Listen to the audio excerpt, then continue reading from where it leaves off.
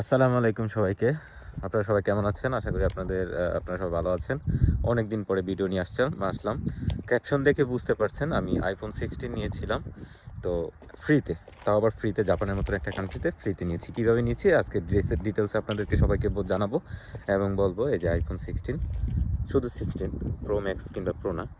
এটা হচ্ছে নিয়েছি জাপানে।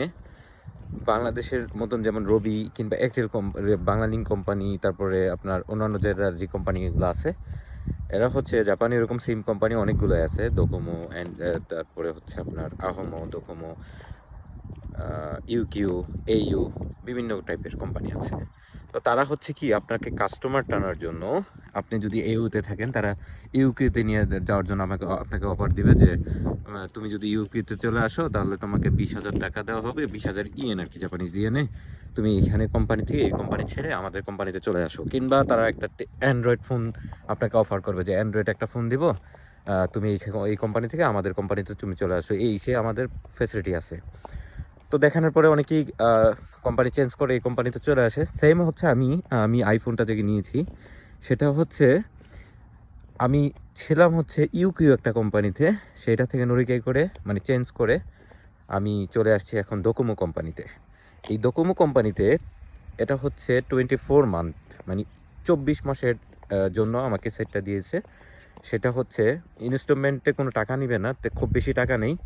এটা হচ্ছে আমার কাছ থেকে প্রতি মাসে বিল আমার আসে যত টাকা, তার সাথে অ্যাড হবে 500 টাকার মতন এটা অ্যাড হবে শুধু আইফোনের জন্য। এটা আমি রেন্টে নিয়েছি হিসাবে।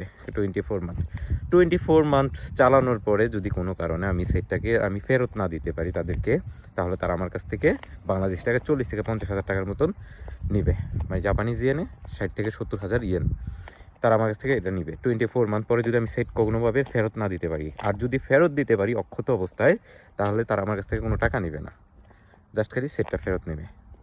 তো এই হচ্ছে অবস্থা। এই কারণে আমি ফ্রিতে পেয়েছি।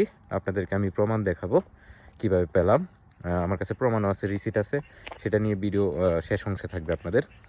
তো এই হচ্ছে আজকের ভিডিও। এই কারণে আপনাদের সামনে আসা, জাপানে ফ্রিতে ফোন পাওয়া আইফোন, তাও আবার iPhone 16 আপডেট, একেবারে লেটেস্ট আপডেট মডেলের।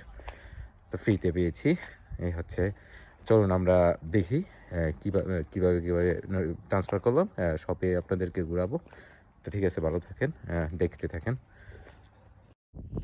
শপে চলে গিয়েছিলাম আমি এবং জাহিদ ভাই ভিডিও করছিল পাশ থেকে বসে, আমি ওপেনিং করছিলাম তখন আইফোনটাকে।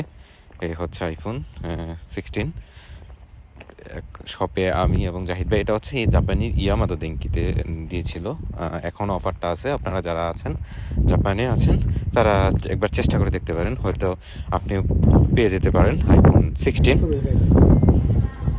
তো চলুন আপনাদেরকে আমি দেখাই যে আমি আসলে কি ফ্রিতে পেলাম কিনা। অনেকে ভাবতে পারেন যে আমি মিথ্যা কথা বলতেছি, যে আসলে ভাবতে পারেন যে 16 কি আসলে কি ফ্রিতে পাওয়া যায় জাপানে। হ্যাঁ ভাই, আসলেই পাওয়া যায়। কারণ হচ্ছে এই যে হচ্ছে এটা হচ্ছে আপনার প্রুফ।